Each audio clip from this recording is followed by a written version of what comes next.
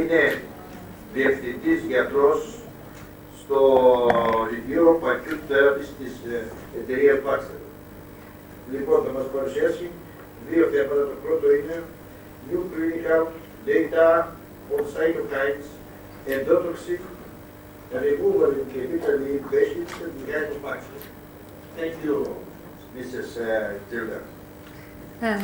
Γεια σας. Συγγνώμη που δεν μιλάω ελληνικά. I need to switch to English. I apologize for that. Thank you, President. Thank you very much for this invite. I really would like to have a special thanks to Dr. Antopoulos because I think it's a great pleasure for us to be here. As you see, I'm a medical doctor. I'm a nephrologist, but I work for Baxter. So this is my disclosure. And now I'm leading the medical European team in the acute therapies. And it's a very exciting moment for us in the discovery in the area of research. I will try to squeeze the two topics. As I see, we have some time constraint, but if I'm going too fast, please stop me.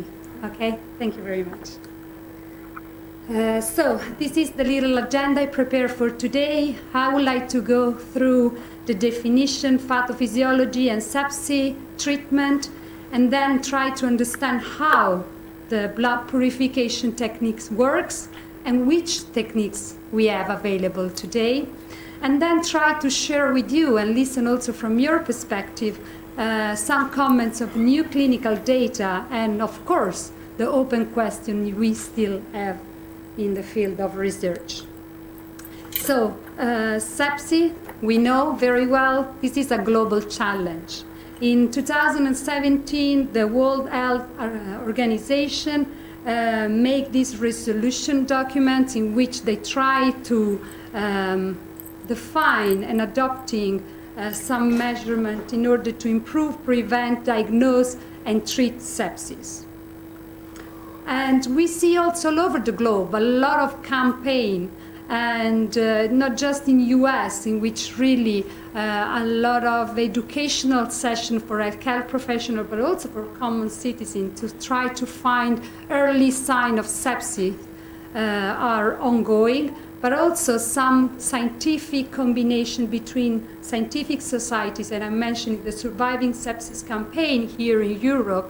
There is a collaboration with the European Society in order to try to understand and to guide our daily clinical practice. Why numbers are impressive, okay? We have few publications and they are really not perfect. We have not really strong registry, and maybe this data can sometimes include, when we see the mortality rates, that came from other infection like malaria or other kind of disease, not really the septic patient. But still, we have this publication in 2016 that told us that 20 million people worldwide have sepsis, and 5 million of them will die because of it. And also, I think also in your daily experience, in your ICU, you see very much septic patient around. And an estimation from literature, again, seems that we have from 10 up to 40% of our patients with sepsis. And some of them are really admitted to the ICU because of this diagnosis. Some other are developing sepsis during the hospital stay. Mortality, okay, is still too high, and we need to face this issue, and we need to do urgently. So the definition, really now, finally we have, this is the latest one, and I think really expressed very well how critical and complex is this disease. Because in fact it's defined sepsis as the life-threatening organ dysfunction caused by a dysregulated host response to infection. And what it means, that organ dysfunction is a mess. But most important is the host response. That it means immunology now is part, and maybe will remain in our daily practice in ICU. So I took my book, I restarted studying again, back to medical school, but still, this is the actual status and the future. ICU cannot avoid to talk about immunology. I found this picture that I think can a little bit summarize and help us in understanding how complex is the situation. And of course, we have an infection, and due to different endogenous factors or exogenous factors, we will have an immune response, and that create the septic insult. And it depends on this predisposition of our patient that we will have a pro-inflammatory response versus an immunosuppression prevalence. But in both cases, it's not good. It's an over-response that will cause and will bring our patient to death. What is the optimal is to have a balanced immune response that will keep our patient to the survival. Also, I suggest this really recent publication from Monar, Céline Monar. This was a blood purification publication released last March this year. And it's very useful for two reasons. On one side, try to explain us the pathophysiology of the immune response when we have a pathogen. And on the other side, already in the same picture, we have already some suggestion on how blood purification techniques can help us to manage this condition. So we have first a pathogen that really express a pump. We used to see pumps and dumps. It's quite common now in the scientific congresses. And PAMS is just the pathogen-associated molecular partner. For example, LPS for endotoxin, when we have a gram-negative bacterial infection. So this pump is recognized from our leukocytes or immune cell that, of course, this is the signal to release cytokines. And this is not just a simple release. When we are here, this release can be really a store, what we call store, because we don't know what type of release this signal was the key for, right? So we can have pro-inflammatory, anti-inflammatory, and this is the clear store. But what we know is that this high concentration of cytokines in our blood will go to the tissue and will damage our cell. So the damaged cell itself will express the dumps, so the damage-associated molecular partner, and guess what? This is a vicious circle. We are stimulating again our immune response, and this is going to be really out of control. So maybe just looking at this slide, we can understand that if we remove the pathogen, we reduce the concentration of pumps, or we allow to remove activated, overactivated, if I can say so, leukocytes, or giving them the time to remodeling themselves, or just removing this excess of cytokines, maybe we can bring this system back to the homeostasis. Another very good scheme can tell us that we have this kind of immune activation followed by an immune suppression. So the reality then is really not so simple, unfortunately. So we don't know when the patient arrives to the ICU attention in which state patient is. Is in the pro-inflammatory or anti-inflammatory phase. We don't know. What we know that if this mechanism is on and then we go to the immunoparalysis, the mortality will be very high for this patient. It's not an event, it's kind of a certain event for him or her. So, with this introduction, I think we need to have some guidance. And the guidance are really the most recent in the Surviving Sepsis campaign, first released 2016, then several updates later on, like last year. And in this kind of international guidelines, we can find some very nice suggestion how to approach our patient. And for sure, we have the actual strategy, I think we all agree on that, is mainly to keep an hemodynamic support to our patient, to keep this patient in a kind of a fluid balance and sustain the hemodynamic of the patient.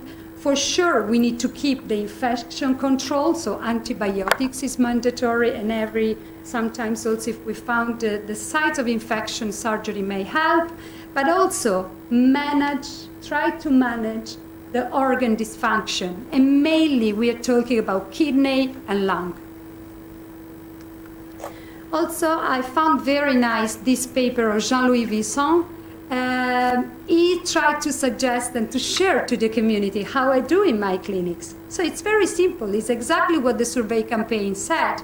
So we need to take care of the infection. We need to take care also about the hemodynamic control of the patient, and he suggests this salvation, optimization, stabilization, and de-escalation approach, this SOTS paradigm. And this is very interesting because it's not just giving fluid to our patient. Be careful. The actual scientific debate, I think, is also when to stop or how much fluid I have to give to my patient. Fluid can be very toxic sometimes. It's not just resuscitation for them. So be careful on that. But honestly, you know what? I cannot find anywhere any suggestion or any help to share with you where blood purification, hemoperfusion can be. In fact, if I ever look to the guidelines, there's no any. And why? There's just a clear sentences. They say we are not making a recommendation, so don't look at us. We are not giving you any advice on that. Why? Because the trials available so far, when they published that, and still so, they were overall small, unblinded, and with high risk of bias, mainly due to the patient selection. And this is very clear if we go back to what we just said regarding the difficulty of finding the patient in the right phases, pro-anti-inflammatory, or even worse, already in the immunoparalysis status. But let's see at least how it works. Okay, we have no recommendation, but which is the basis and the principle behind the blood purification, the removal with extracorporeal treatment of these mediators. Okay, we can start from 2003. So this is an old story, very fashion. Of course, I pick an Italian doctor. You may know Professor Ronco, of course. He already at that time was discussed some hypotheses or theories regarding the principle why we should apply CRRT. So he was not mentioning any hemadsorption, he was not mentioning any cartridge at that time, but just the fact that we are kind of removing mediators from the blood, maybe with CRRT treatment, so continuous renal replacement treatment, maybe can be helpful. And why? Because he said that we don't know, again, if we have all these pro-anti-inflammatory and drugs as well that we administer to the patient. We don't know if the distribution in the blood is in series or parallel, or in sequence or in parallel. That it means that we don't know. And maybe providing a continuous treatment, the goal of reaching the immunohomeostasis can be more feasible. Another interesting model was more recently shared from Thomas Rimelet and John Callum in 2011. And they were saying that maybe we need to pay attention on the importance of removing, because we have this cytokinetic model in which he said that if we are removing from the blood, we will not have, differently from the chronic approach, we will not have any rebound phase, we will not have any bidirectional movement, but the movement is just one. And if we relieve a little bit of cytokines here, and we remove chemokines and cytokines, we will facilitate the leukocyte, the host immune cell, to go to the infection site and do their job and try to cover and try to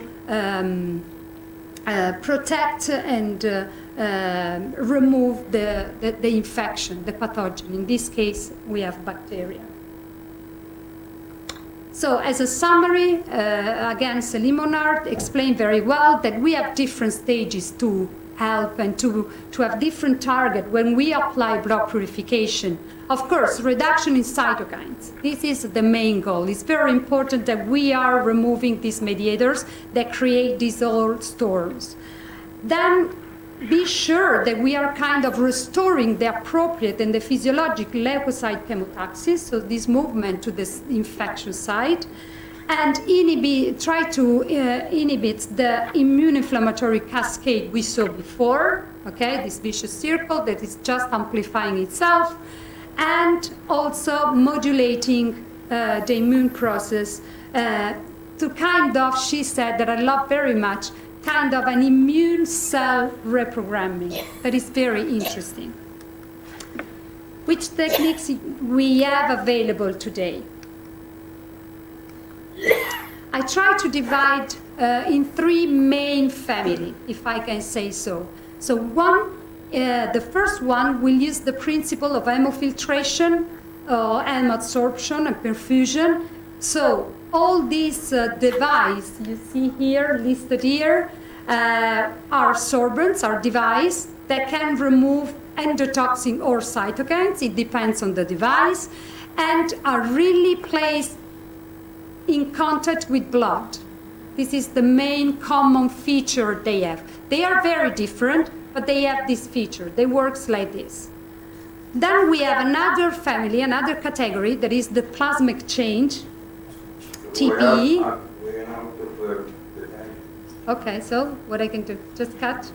Move quickly? Yeah. Okay, so we have this. Okay, I will do that. If your second presentation is... No, it's the same. It's one presentation. Okay. I will keep in 10 minutes. I promise. Okay, so we have this plasma exchange that is the main feature is to have the plasma separated from the blood, removed and replaced with albumin, French frozen plasma, sometimes just normal saline. And the third one is more complex, but is very ambitious because we like to have both together. So a component of hemoperfusion and a component of plasma filtration. But what I would like to share with you, because I found for myself as well more simple, is to divide them of their action, what they can do. So some of them can remove endotoxin only, some of them can remove cytokines, and one can remove both together at the same time. Going very quickly, I think for endotoxin, the most common is the polymix bean immobilized fiber column developed by Toray. Is mainly used in Japan, and this is very used in the gram-negative mainly patient. And unfortunately, the results we have so far are very conflicting. For sake of time, I cannot go through. But we are starting seeing just recently some positive signal in terms of mortality, because all these studies that were conflicting were looking at mortality, and maybe mortality is not the right endpoint for this patient, but now they found some subgroup of patients that can may benefit of that, and for that reason I just put the level of endotoxin. So if you are in that range, maybe you must benefit. You may benefit of this membrane. Another one is Alteco, but it's not really very common and use the same principle, but again, no good results so far in literature.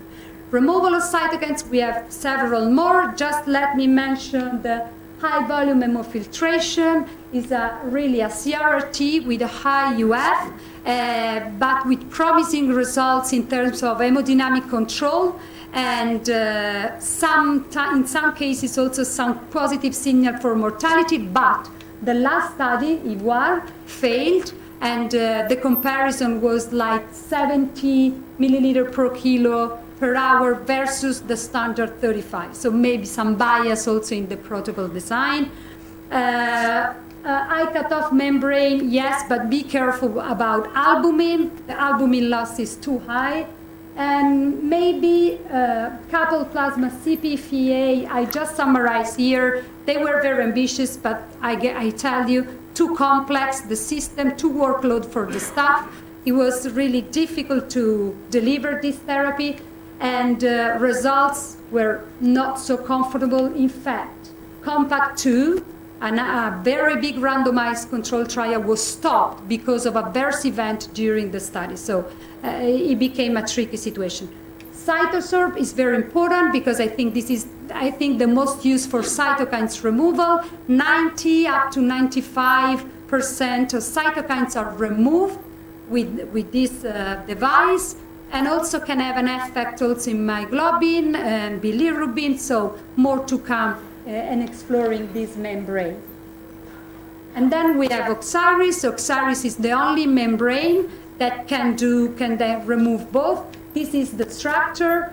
Here you have a section that can absorb cytokines. This you have a section in which you can absorb mainly endotoxin. And then you have coating with heparin that it does not can support anticoagulation for our patient, but can help the local thrombogenicity of the system. I skipped that one for a reason. So new clinical data, future question, is the last session, President.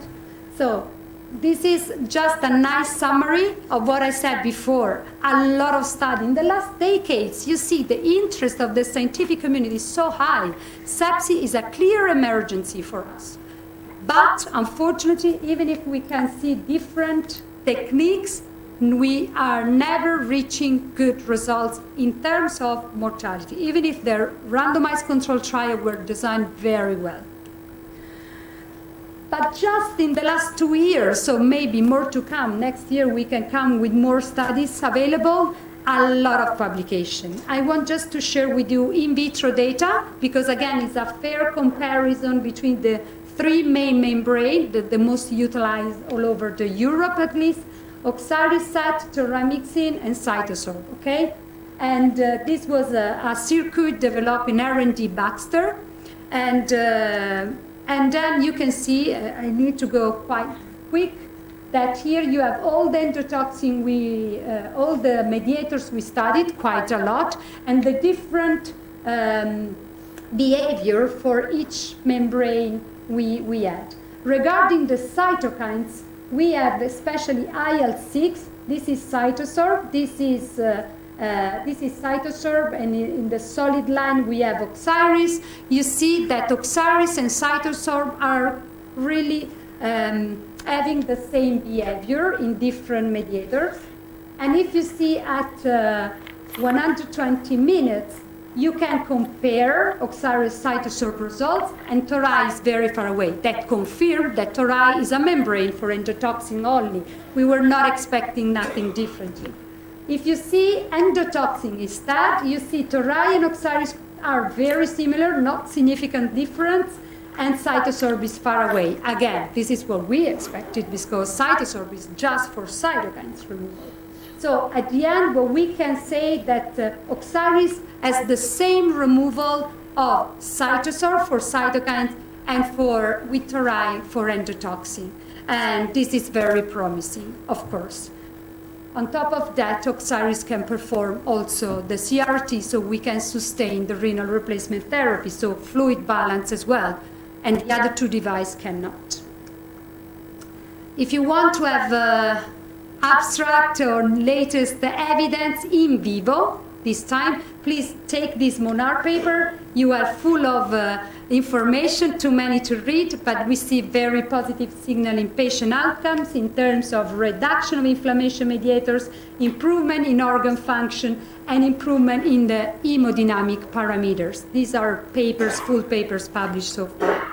This is very important one. 60 patients is a retrospective observational study, but here you can find the really data that can tell us that we can have an hemodynamic respiratory change when we use Oxaris in terms of control of the mean arterial pressure or the administration of noradrenaline. And we have metabolic changes, and we can see from the SOFA score and lactate, we have an improvement with Oxaris.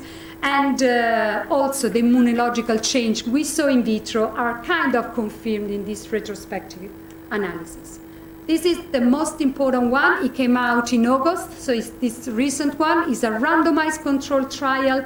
I go very quickly. It's a crossover double-blind study in which Broman compare the Oxaris with the previous membrane, with the surface-treated membrane, so same family of membrane.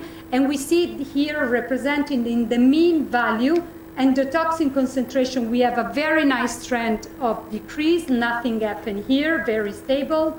Cytokines, same effect, positive slope of reduction. These are mean value, nothing happened in the standard, so no effect.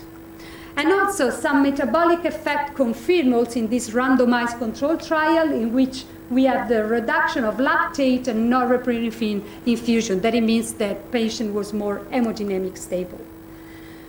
A lot of study ongoing. Going please on clinicaltrial.gov, put Oxaris there. You will find very interesting, just to mention, a registry. Hopefully this is an Italian one. It will become a European one. And I think it's very important that the whole scientific community can contribute and participate in that. And we have also this another randomized control trial ongoing to confirm what we see so far.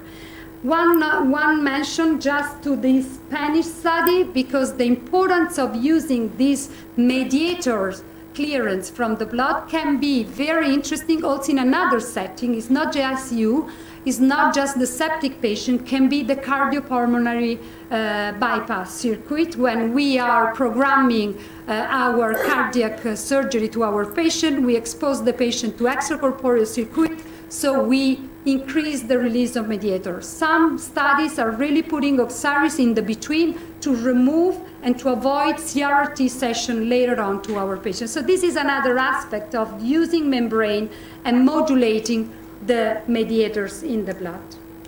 Future request, okay, future question. You see here, we need to define the reason why RCT were failed so far, not because the principle is not good or is not there, but we don't know how this therapy exactly interfering with the sepsis pathophysiology, which patient exactly we should select, which timing of starting and stopping this therapy, and what to remove, and which endpoint. Please remember, we are removing everything, maybe antibiotics, we need to adjust that, okay? And the principle of precision medicine is there. We need to be sure we are having the right patient. And also I know that all of us use these sentences that we really love evidence-based medicine, but please remember that this is the results of three important components. Of course, the results and the data, but most important is your clinical judgment and maybe also the patient value out of it. In conclusion, my last slide, immunology is now part of the sepsis definition and is for sure in our daily practice. Patients die with septic shock, okay? So because of this immunodysregulation or immunosuppression, extracorporeal are already in use. We have some very strong believer, but we need data. We need more data to support and to guide the guidelines. So we need you to understand better how this works. Many questions and open question maybe can help us not to launch another big trial to have the same consequence on the same inconclusive conclusion. And I would like to close this session with sentences from Ronco published in the Blood Purification number 2019, in which he said that extracorporeal therapies may play a pivotal role in immunohomeostasis, restoring an organ support in septic patients. And Oxaris may represent the beginning of a new era of blood purification in critical ill patients. And with that, I thank you for your attention. Ευχαριστώ.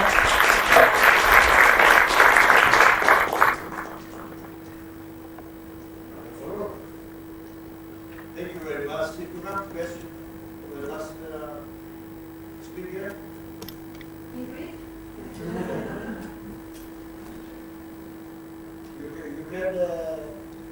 what it clicks. That's right.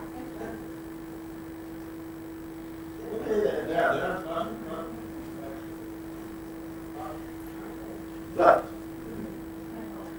Congratulations. Thank you very much. I would like to ask you to repeat, in a summary, of course, the known side effects of blood purification. Yeah, I mean, maybe we have no time, but I'm happy to share with you more Arceline paper, because I think she summarized very well the principle behind the adoption of removing these mediators.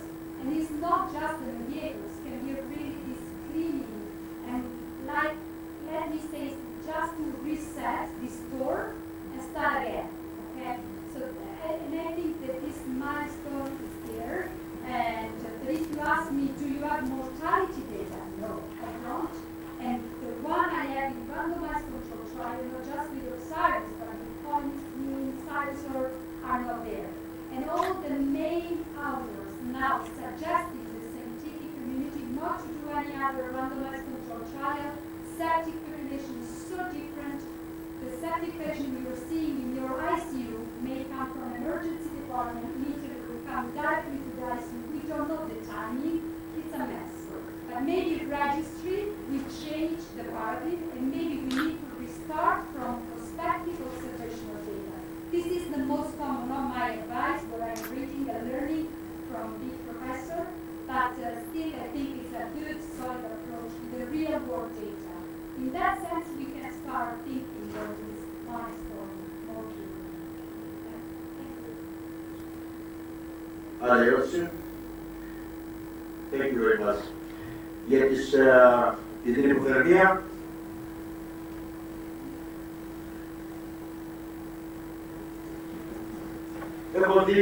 έχω δει σε αρρώστους που είχαμε κάνει monitoring των τοπικού οξυγόνου, που μπρέγνωσε, και υπήρχε ένας χαρακτήρας που έδειχνε, δεν ξέρω αν σήμερα χρησιμοποιείται ακόμα, έλεγχη θερμοκρασία. Έχω δει τουλάχιστον σε 3 αρρώστους να έχουν 40 βαθμούς τοπικά στον εγκέφαλο και 37 στο αίμα, συγχρόνως. Τελικά απεδείχθη ότι αυτοί οι άρρωστοι είχαν επιληπτοειδή δραστηριότητα εκείνη τη στιγμή, θα κάνουμε τώρα επεισόδια, που αποδείχθηκε με εγκεφαλογράφο. Και βέβαια σε τέτοιους αρρώστους κάνεις υποθερμία, γιατί καταλαβαίνετε ότι δεν ξέρουμε ακόμα σίγουρα πόσο ωφελεί η υποθερμία. Αυτό που ξέρουμε σίγουρα όμως είναι ότι η παραπάνω θερμοκρασία από το 37 καταστρέφει τον εγκέφαλο. Αυτός ο εγκέφαλος για μερικά λεπτά σε 40 βαθμούς που θα έχει όλες τις άλλες παραμένους, ας πούμε, εις βάρος του, καταλαβαίνει πώς θα καταστραφεί. Ίσως είναι και η υποθερμία σαν τέτοια κατάσταση, απλώς δεν θα ξέρει κανείς να αξιολογήσει σε τέτοια περιστατικά. Δεδομένου ότι το non-combustal, αυτές οι εκπορτήσεις στην επιτυχία είναι μπορεί να είναι και 20%, έτσι. Λοιπόν, για την κυρία Τσίκου, έχει γίνει καμιά μελέτη να συγκρίνει, και βέβαια το κόστος, παντού το κόστος ανεβαίνει όπως και να το κάνουμε, ας πούμε στην υποθερμία αυτός του χαρακτήρα του, που νομίζω πάει και 2.000. Και 400 ευρώ, καταλαβαίνετε ότι με όλες τις θεραπείες αυτές που βάζουμε και λοιπά, τα κόστη συνέχεια ανεβαίνουν.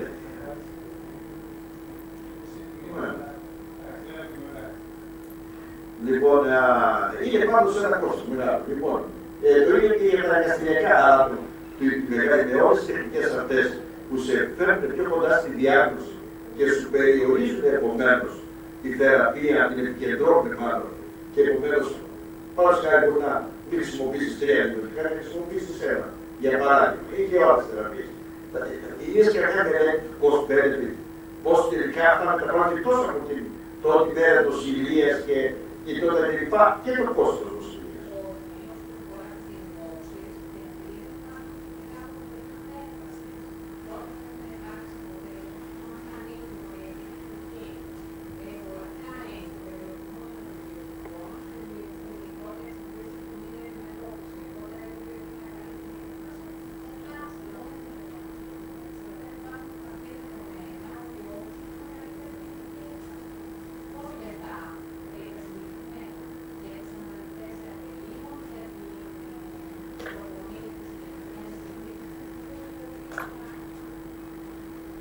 Λοιπόν,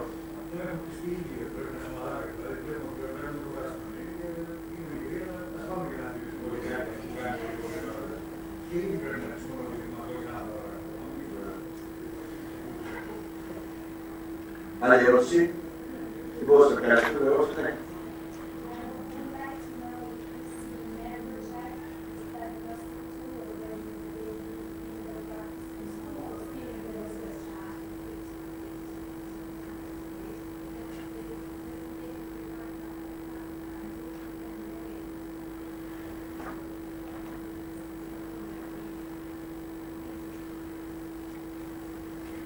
Λοιπόν, ευχαριστούμε όλους για την προσοχή μας και εξάρτητα το σπουδαία.